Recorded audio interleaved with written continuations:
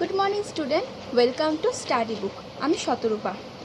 আগের দিন আমি তোমাদের কোষ সম্পর্কে একটু প্রাথমিক ধারণা দিয়েছিলাম, যেমন কোষ কী, তারপর কোষ কপকার ও কী কী, এই সমস্ত কিছু নিয়ে আলোচনা করেছিলাম।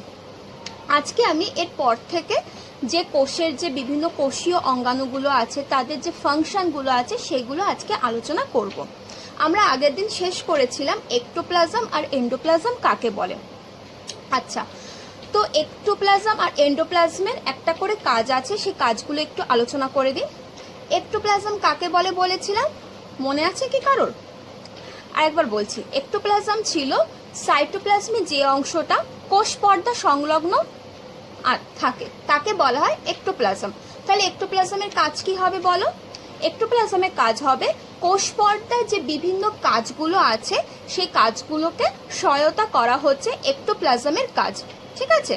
আর এন্ডোপ্লাজম কাকে বলেছিলাম, যে অপেক্ষাকৃত কেন্দ্রের দিকে সাইটোপ্লাজমের যে অংশটা থাকে তাকে বলা হয় এন্ডোপ্লাজম। আর এন্ডোপ্লাজমের মধ্যে বিভিন্ন কোষীয় অঙ্গাণুগুলো ছড়ানো অবস্থায় থাকে। তাহলে এই হলো একটোপ্লাজম আর এন্ডোপ্লাজমের কাজ। এবার সাইটোপ্লাজমের তিনটে অংশ আছে, সেই তিনটে অংশ নিয়ে আজকে আমি আলোচনা করব। তিনটে অংশগুলো কি কি? একটা হচ্ছে ভ্যাকুওল, 2 নম্বর হচ্ছে বিভিন্ন সজীব কোষীয় অঙ্গাণু, আর 3 নম্বর হচ্ছে নির্জীব বস্তু বা এরগ্যাস্টিক পদার্থ।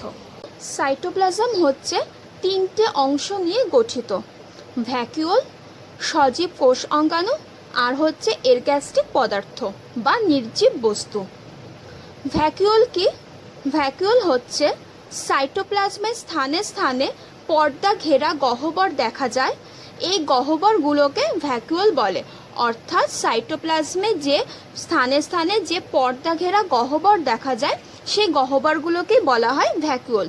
উদ্ভিদ কোষের ভ্যাকুওলে কোষরস থাকে, যার ইংলিশ নেমটা হচ্ছে সেল স্যাপ, এবং প্রাণী কোষের ভ্যাকুওলে খাদ্য বা রেচন পদার্থ জমা থাকে। প্রাণী কোষের ভ্যাকুওলগুলো আকারে ছোট হয় এবং উদ্ভিদ কোষের ভ্যাকুওলগুলো আকারে বড় হয়। তাহলে এই হচ্ছে ভ্যাকুওল। আর একবার বলছি, সাইটোপ্লাজমের স্থানে স্থানে পর্দা ঘেরা গহ্বর দেখা যায়, এই গহ্বরগুলোকে ভ্যাকুওল বলে। উদ্ভিদ কোষের ভ্যাকুওলে কোষরস থাকে, আর প্রাণী কোষের ভ্যাকুওলে খাদ্য বা রেচন পদার্থ জমা থাকে।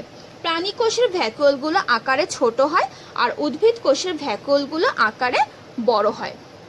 এবার আসছি কোষ অঙ্গাণু বা সেল, ইংলিশ নেম হচ্ছে সেল অর্গানেলস। কোষ অঙ্গাণুর মধ্যে সর্বপ্রথম হচ্ছে সেন্ট্রোজোম। সেন্ট্রোজোম কি?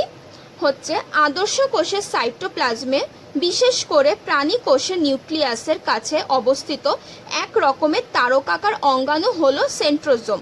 অর্থাৎ প্রোটোপ্লাজমের মধ্যে যে নিউক্লিয়াস আছে, সেই নিউক্লিয়াসের সবথেকে কাছে অবস্থিত এক রকমের তারকাকার অঙ্গাণু হচ্ছে সেন্ট্রোজোম। এই সেন্ট্রোজোমটা দেখতে অনেকটা তারকাকার মতো, অর্থাৎ তারার মতো দেখতে হয়, সেই জন্য এই তারকাকার অঙ্গাণু হচ্ছে সেন্ট্রোজোম। এই সেন্ট্রোজোমের হচ্ছে দুটো অংশ থাকে, একটা হচ্ছে সেন্ট্রিয়ল আর একটা হচ্ছে সেন্ট্রোস্ফিয়ার। সেন্ট্রিয়ল কি? সেন্ট্রোজোমের মধ্যস্থ দুটো উজ্জ্বল কণিকা। সেন্ট্রোজোমের মধ্যে যে দুটো উজ্জ্বল কণিকা থাকে তাকে বলা হয় সেন্ট্রিয়ল। আর সেন্ট্রোস্ফিয়ার কি? সেন্ট্রিয়লকে ঘিরে থাকা গাঢ় সাইটোপ্লাজমের স্তর। তাহলে সাইটোপ্লাজম, সেই সাইটোপ্লাজমের মধ্যে থাকে সেন্ট্রোজোম, সেই সেন্ট্রোজোমের মধ্যে দুটো উজ্জ্বল কণিকা থাকে যাকে বলা হয় সেন্ট্রিয়ল, এবং সেই সেন্ট্রিয়লকে ঘিরে যে একটা সাইটোপ্লাজমের স্তর থাকে তাকে বলা হয় সেন্ট্রোস্ফিয়ার, ঠিক আছে। এদের কাজ কি? কাজ হচ্ছে বেমতন্তু গঠনে এটা সহায়তা করে। এবার আসছে ইআর, অর্থাৎ এন্ডোপ্লাজমিক রেটিকিউলাম। কাকে বলে? কোষের সাইটোপ্লাজমের ধাত্র যে অসংখ্য সরু ও শাখান্বিত নালিকা দিয়ে অনিয়মিত প্রকোষ্ঠে বিভক্ত থাকে, সেই সব নালিকাগুলোকে ইআর বলে, অর্থাৎ এন্ডোপ্লাজমিক রেটিকিউলাম বলে। আমি আরেকবার বলছি, কোষের সাইটোপ্লাজমের ধাত্র যে অসংখ্য সরু ও শাখান্বিত নালিকা দিয়ে অনিয়মিত প্রকোষ্ঠে বিভক্ত থাকে। এই অসংখ্য সরু আর শাখান্বিত নালিকা, এই জায়গাটা তোমরা ভালো করে পড়বে। অনেক সময় পরীক্ষায় কোশ্চেন দিয়ে দেয় যে সরু আর শাখান্বিত নালিকা দিয়ে গঠিত একটা কোষীয় অঙ্গাণুর নাম বলো, নিয়ে 4টে অপশান দিয়ে দেয়। তো তোমরা যদি এটা জেনে থাকো তাহলে তোমরা ইজিলি ওখানে টিক করতে পারবে যে এটা হচ্ছে এন্ডোপ্লাজমিক রেটিকিউলাম। তো এটা খুব ভালো করে পড়বে। এটা হচ্ছে অসংখ্য সরু আর শাখান্বিত নালিকা দিয়ে অনিয়মিত প্রকোষ্ঠে বিভক্ত থাকে। এই নালিকাগুলোকে বলা হয় ইয়ার বা এন্ডোপ্লাজমিক রেটিকিউলাম। এর ফাংশন কি? ফাংশন হচ্ছে কোষের মধ্যে যে সমস্ত রাসায়নিক বিক্রিয়াগুলো হয় সেগুলোকে আলাদা রাখাই হচ্ছে এন্ডোপ্লাজমিক রেটিকিউলামের কাজ। তাহলে এন্ডোপ্লাজমিক রেটিকিউলামের কাজ কি? কোষের মধ্যে বিভিন্ন রাসায়নিক বিক্রিয়াগুলোকে আলাদা রাখা। এরপর হচ্ছে প্লাস্টিড। প্লাস্টিড কি? আদর্শ কোষের সাইটোপ্লাজমে, বিশেষ করে উদ্ভিদ কোষে যে ডিম্বাকার, উপবৃত্তাকার, তারকাকার, ফিতাকৃতি ইত্যাদি আকৃতি বিশিষ্ট রঞ্জক পদার্থ পূর্ণ বা রঞ্জক পদার্থবিহীন যেসব অঙ্গাণু সালোক সংশ্লেষে, খাদ্য সঞ্চয় এবং ফুলের পরাগযোগে সাহায্য করে তাদের প্লাস্টিড বলে। আমি কি বললাম? আদর্শ কোষের সাইটোপ্লাজমে, বিশেষ করে উদ্ভিদ কোষে ডিম্বাকার, উপবৃত্তাকার বা তারকাকার আকৃতি বিশিষ্ট রঞ্জক পদার্থ পূর্ণ বা রঞ্জক পদার্থবিহীন যেসব অঙ্গাণু সালোক সংশ্লেষে, খাদ্য সঞ্চয়, ফুলের পরাগযোগে সাহায্য করে তাদের বলা হয় প্লাস্টিড। ওকে, আচ্ছা, এই প্লাস্টিড আবার 3টে ভাগে বিভক্ত। এক হচ্ছে ক্লোরোপ্লাস্টিড, 2 হচ্ছে ক্রোমোপ্লাস্টিড, আর 3 নম্বর হচ্ছে লিউকোপ্লাস্টিড। আচ্ছা স্টুডেন্ট, তোমরা কিন্তু এগুলোকে খাতার মধ্যে নোট করে নেবে, না হলে কিন্তু পরে তোমরা ভুলে যাবে।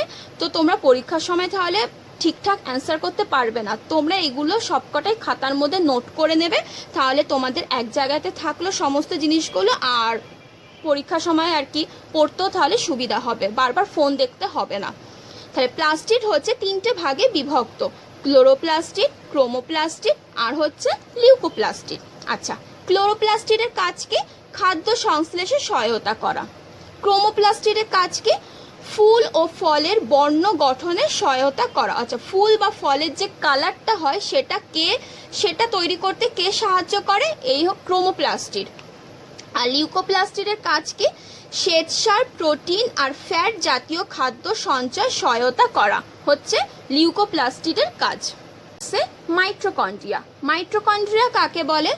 আদর্শ কোষের সাইটোপ্লাজমে বিক্ষিপ্তাকারে ছড়িয়ে থাকা ছোট ছোট দণ্ডাকার, সূত্রাকার, গোলাকার যে সমস্ত অঙ্গাণুর মধ্যে কোষের শক্তি উৎপন্ন হয় তাদের বলা হয় মাইটোকন্ড্রিয়া।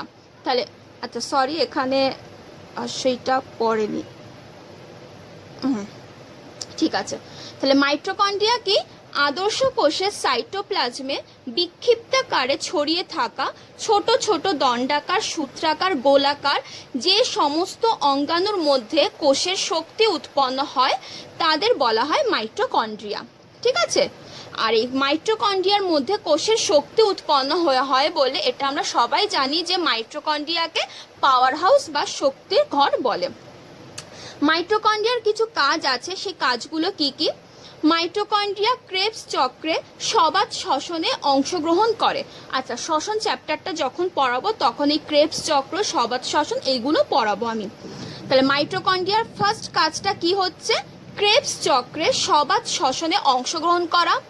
2 নম্বর হচ্ছে এটা শ্বসনে নির্গত শক্তি থেকে এটিপি শক্তি সংশ্লেষ করে এবং কোষের জৈবিক ক্রিয়ায় শক্তির যোগান দেয়। আচ্ছা, এই যে 2 নম্বর পয়েন্টটা, এটা কিন্তু খুব ইম্পর্টেন্ট একটা পয়েন্ট, এই জন্যই অ্যাকচুয়ালি মাইটোকন্ড্রিয়াকে শক্তির ঘর বলে। আরেকবার বলছি শোনো, এটা শ্বসনে নির্গত শক্তি থেকে এটিপি অর্থাৎ অ্যাডিনোসিন ট্রাইফসফেট শক্তি সংশ্লেষ করে এবং কোষের জৈবিক ক্রিয়ায় শক্তির যোগান দেয়। এই যে মাইটোকন্ড্রিয়ার একটা গুরুত্বপূর্ণ রোল, এটার জন্যই মাইটোকন্ড্রিয়াকে শক্তির ঘর বলে কোষের। আর 3 নম্বর পয়েন্টটা কি? এটা প্রোটিন সংশ্লেষে অংশগ্রহণ করে। এই হচ্ছে মাইটোকন্ড্রিয়ার 3টে কাজ। রাইবোজোম কি? আদর্শ কোষের সাইটোপ্লাজমে বিক্ষিপ্ত অবস্থায় অথবা অঙ্গাণুর গাত্রে যুক্ত অবস্থায় পর্দাবিহীন, আচ্ছা বলো তো পর্দাবিহীন রাইবোসোম কোথায় থাকে? আগের দিনে পড়িয়েছিলাম, এটা প্রোক্যারিওটিক কোষে থাকে। পর্দাবিহীন রাইবোপ্রোটিন নির্মিত যে সকল ক্ষুদ্র গোলাকার অঙ্গাণু প্রোটিন সংশ্লেষে অংশগ্রহণ করে তাদের রাইবোসোম বলে। তাহলে রাইবোসোমে কি প্রোটিন থাকে? না, রাইবোপ্রোটিন থাকে। তাহলে রাইবোসোম কাকে বলে? আদর্শ কোষের সাইটোপ্লাজমে বিক্ষিপ্ত অবস্থায় অথবা অঙ্গাণুর গাত্রে যুক্ত অবস্থায় পর্দাবিহীন রাইবোপ্রোটিন নির্মিত যে সকল ক্ষুদ্র গোলাকার অঙ্গাণু প্রোটিন সংশ্লেষে অংশগ্রহণ করে তাদের বলা হয় রাইবোসোম। রাইবোসোম সাধারণত 60% আরএনএ আর 40% হিস্টোন প্রোটিন দ্বারা গঠিত। ঠিক আছে, এই জায়গাটা একটু ভালো করে পড়বে। আর প্রতিটা রাইবোসোমে দুটো অধঃএকক থাকে, একটা হচ্ছে আমরা জানি 70S রাইবোসোম আর একটা হচ্ছে 80S রাইবোসোম। 70S রাইবোসোমে কি থাকে? 50S আর 30S থাকে। 80S রাইবোসোমে থাকে 60S আর হচ্ছে 40S। এই অধঃএকক দুটোর একটা হয় বৃহৎ এবং আর একটা হয় ক্ষুদ্র ডিম্বাকার আকৃতির, ঠিক আছে, বা ক্ষুদ্র ডিম্বাকার হয়। কাজ কি? প্রোটিন সংশ্লেষে সহায়তা করে আর স্নেহ পদার্থ বিপাকে সাহায্য করে। আচ্ছা, আমি রাইবোসোমের গঠনটা আরেকবার বলছি। এই রাইবোসোম হচ্ছে 60% আরএনএ আর 40% হিস্টোন প্রোটিন দ্বারা গঠিত। আর প্রত্যেকটা রাইবোসোমে দুটো অধঃএকক থাকে। রাইবোসোম হচ্ছে দু প্রকার, একটা হচ্ছে 70S আর একটা হচ্ছে 80S। 70S এর দুটো অধঃএকক মধ্যে পড়ছে, একটা হচ্ছে 50S আর একটা হচ্ছে 30S। আর 80S এর মধ্যে হচ্ছে একটা 60S আর একটা 40S। এই অধঃএকক দুটির একটি বৃহৎ গোলাকার হয় আর একটা ক্ষুদ্র ডিম্বাকার হয়। ঠিক আছে, কাজ হচ্ছে প্রোটিন সংশ্লেষে সহায়তা করে আর দুই হচ্ছে স্নেহ পদার্থ বিপাকে সাহায্য করে রাইবোসোম। লাইসোজোম। লাইসোজোম কাকে বলে? আদর্শ কোষের সাইটোপ্লাজমে বিশেষ করে প্রাণী কোষে যে পর্দা বেষ্টিত ছোট্ট থলির মতো অঙ্গাণুগুলো থাকে তাদের লাইসোজোম বলে। তা লাইসোজোম কাকে বলে? আদর্শ কোষের সাইটোপ্লাজমে বিশেষ করে প্রাণী কোষে যে পর্দা বেষ্টিত ছোট্ট থলির মতো অঙ্গাণুগুলো থাকে তাকে বলা হচ্ছে লাইসোজোম। লাইসোজোম আবার চার ভাগে বিভক্ত। একটা হচ্ছে প্রাথমিক লাইসোজোম, একটা হচ্ছে গৌণ লাইসোজোম, একটা হচ্ছে রেসিডুয়াল বডি আর একটা হচ্ছে অটোফ্যাগোজোম। ঠিক আছে, লাইসোজোমের কাজ আছে, সেই কাজগুলো একটু দেখব। লাইসোজোম কোষ মধ্যে সঞ্চিত প্রোটিন, শর্করা ও ফ্যাট জাতীয় খাদ্যকে পাচিত করে। 2. শুক্রাণুর লাইসোজোম দেহের বাইরে উৎসেচক নিক্ষেপ দ্বারা ডিম্বাণুর কোষপর্দা পাচিত করে এবং শুক্রাণু প্রবেশে সাহায্য করে। 3 নম্বর, লাইসোজোম কোষের মাইটোসিস বিভাজনে প্রেরণা যোগায়। এটা কিন্তু খুব একটা ইম্পর্টেন্ট রোল লাইসোজোম, সেটা হচ্ছে কোষের মাইটোসিস যে বিভাজনটা আছে, এরপরে আমি আর দুটো ক্লাস করালে হয়তো এই বিভাজনে চলে আসবো। এই মাইটোসিস যে বিভাজনটা আছে সেই বিভাজনে আর কি প্রেরণা যোগায় হচ্ছে লাইসোজোম। আমরা সবাই জানি লাইসোজোমকে বলা হয় সুইসাইডাল ব্যাগ বা আত্মঘাতী থলি। কেন বলে? কারণ লাইসোজোম নিঃসৃত উৎসেচক কোষের নিজস্ব অঙ্গাণুকে পরিপাক দ্বারা বিনষ্ট করে। তাহলে আমি আরেকবার বলছি, লাইসোজোম নিঃসৃত উৎসেচক কোষের নিজস্ব অঙ্গাণুকে পরিপাক দ্বারা বিনষ্ট করে। মানে লাইসোজোম থেকে যে উৎসেচকটা নিঃসৃত হয় তারা যে পরিপাকে সহায়তা করছে, সেই পরিপাক দ্বারা তারা নিজের অঙ্গাণু, যে নিজস্ব যে অঙ্গাণুগুলো আছে সেইগুলোকে কি করে? বিনষ্ট করে দেয়। সেই জন্য লাইসোজোমকে আত্মঘাতী থলি বলা হয়। বোঝা গেল? এবার আসছে গলগি বডি। গলগি বডি কি?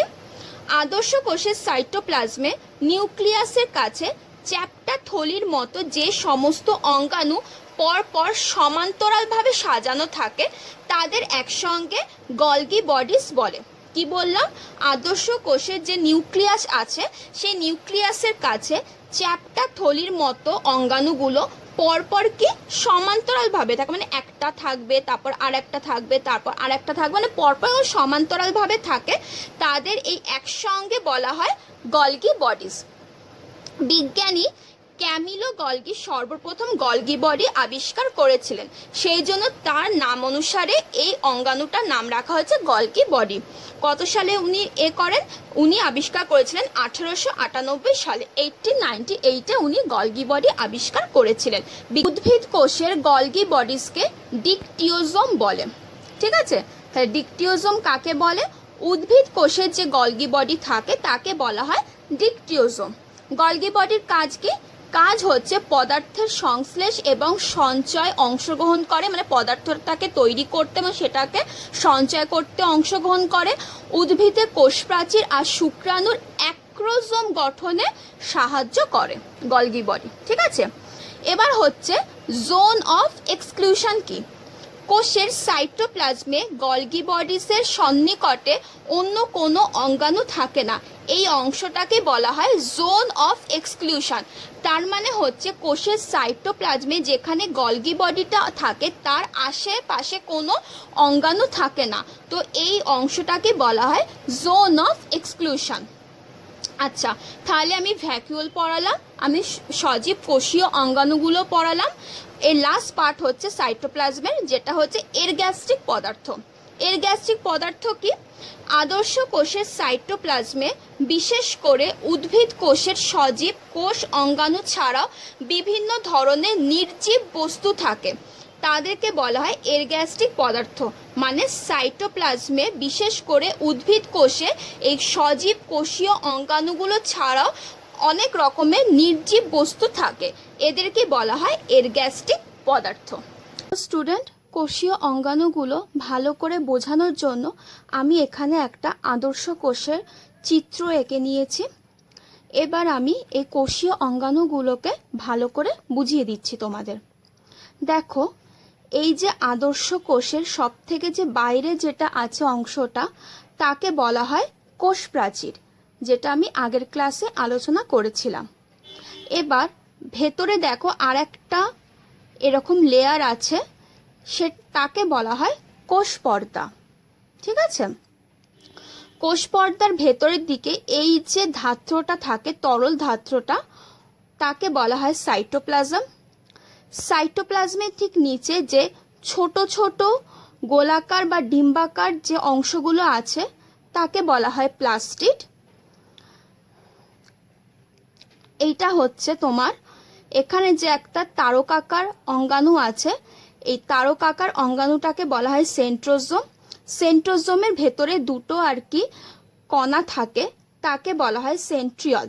আর সেন্ট্রোজোমের ওপরে ঠিক দেখো যে পরপর তিনটে আর কি কোষীয় অঙ্গাণু আছে এরকম লম্বাকার টাইপের, তাকে বলা হয় গলগি বডি। তারপর দেখো এই যে বড় বড় আর কি একটু বড় একটু ছোট যে গোল গোল যে চাকতির মতো অংশটা আছে তাকে বলা হয় কোষ গহ্বর। আর এই যে সবার মাঝখানে যে একটা গোল মতো অংশ আছে এটা হচ্ছে নিউক্লিয়াস। নিউক্লিয়াসের ভেতরে দেখো অসংখ্য সরু সরু সুতোর মতো জালক আছে, এটাকে বলা হয় নিউক্লিয় জালক।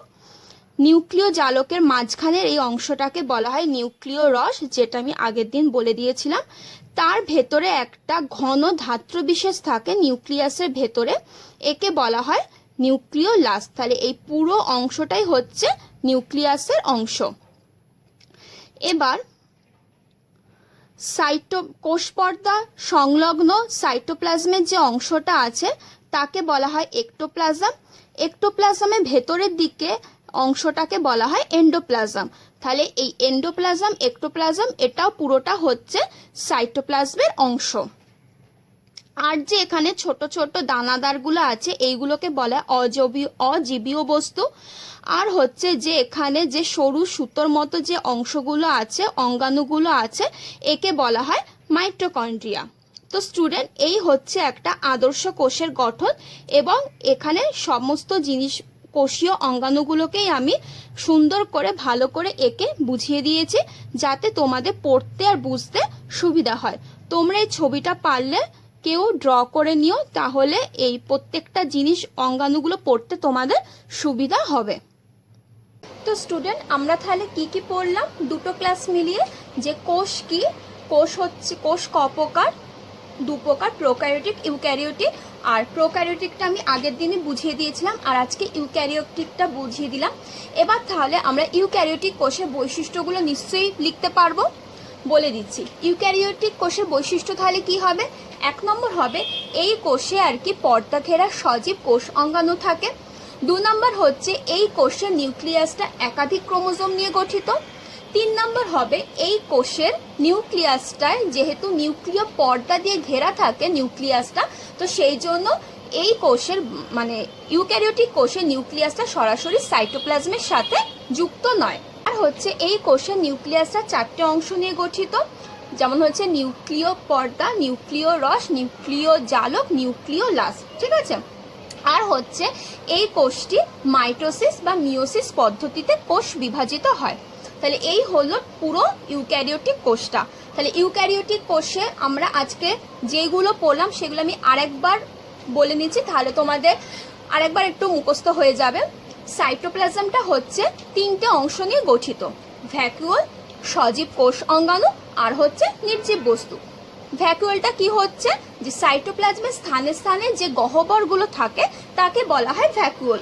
উদ্ভিদ কোষের ভ্যাকুওলগুলো আকারে বড় হয়, আর প্রাণী কোষের ভ্যাকুওলগুলো আকারে ছোট হয়। উদ্ভিদ কোষের ভ্যাকুওলে কোষরস থাকে, আর প্রাণী কোষের ভ্যাকুওলে রেচন পদার্থ, খাদ্য এইগুলো থাকে। আর 2 নম্বর ভাগে কি ছিল, সজীব কোষ অঙ্গাণুগুলো। তার মধ্যে আমরা আজকে কি কি পড়লাম, সেন্ট্রোজোম পড়লাম, সেন্ট্রোজোমের 2টো ভাগ পড়লাম, তারপর ওর কাজগুলো পড়লাম, মাইটোকন্ড্রিয়া পড়লাম, গলগি বডি পড়লাম, তারপর প্লাস্টিড পড়লাম, এন্ডোপ্লাজমিক রেটিকিউলাম পড়লাম, রাইবোজোম পড়লাম, এই জিনিসগুলো পড়লাম। আর কি পড়লাম, আরেকটা ভাগ আছে, সেটা হচ্ছে এরগ্যাস্টিক পদার্থ বা নির্জীব বস্তু, যেগুলো আর কি মানে কোষীয় অঙ্গাণু ছাড়াও সাইটোপ্লাজমে কিছু কিছু ছোট ছোট আর কি অঙ্গাণু থাকে, যেগুলোকে বলা হয় নির্জীব বস্তু বা এরগ্যাস্টিক পদার্থ। তাহলে এই হলো টোটাল আমার ইউক্যারিওটিক কোষের যে লাস্টটুকু পার্টটা ছিল, সেটা আজকে পুরোটা কমপ্লিট হয়ে গেল। স্টুডেন্ট, তাহলে আমি আজকে একটা হোমওয়ার্ক দিচ্ছি, সেই হোমওয়ার্কটা তোমরা সবাই আমাকে কমেন্ট বক্সে জানাবে। হোমওয়ার্কটা সবাই লিখে নাও যে জালতন্ত্র কি। জালতন্ত্র, আরেকবার বলছি, GERL, জালতন্ত্র। এই জালতন্ত্রটা কি সেটা তোমরা সবাই আমাকে কমেন্ট বক্সে কমেন্ট করে জানাবে। তোমরা যদি কালকের আগের দিনের ক্লাসটা আর আজকের ক্লাসটা যদি মন দিয়ে দেখো, তাহলে তোমরা নিজেরাই বলতে পারবে যে জালতন্ত্রটা কি। তোমরা যদি আমাকে কমেন্ট করে জানাও, তাহলে আমি বুঝতে পারবো যে তোমরা কতটা আমার পড়াটা আর কি মন দিয়ে শুনেছো বা কতটা তোমরা বাড়িতে পড়েছো। প্লিজ এই হোমওয়ার্কটা তোমরা সবাই আমাকে কমেন্ট বক্সে কিন্তু জানিও। তো স্টুডেন্ট, আজকের ক্লাসটা এত অবধি ছিল, তো নেক্সট ক্লাসে খুব তাড়াতাড়ি দেখা হবে। আর আজকের আমার এই ক্লাসটা যদি তোমাদের ভালো লাগে, তাহলে কি করতে হবে, ভিডিওটাকে লাইক করতে হবে, শেয়ার করতে হবে, নিজের বন্ধুদের সাথে শেয়ার করতে হবে, আর হচ্ছে আমার চ্যানেলটাকে সাবস্ক্রাইব করতে হবে। আর সাবস্ক্রাইব করার পর যে বেল আইকনটা থাকে সেটা একটু ক্লিক করে দেবে, তাহলে আমার চ্যানেলের নোটিফিকেশনগুলো সবার আগে তোমাদের কাছে পৌঁছে যাবে। তো স্টুডেন্ট, তাহলে আজকে এই অবধি থাক, নেক্সট ক্লাসে খুব তাড়াতাড়ি তাহলে দেখা হচ্ছে। টাটা।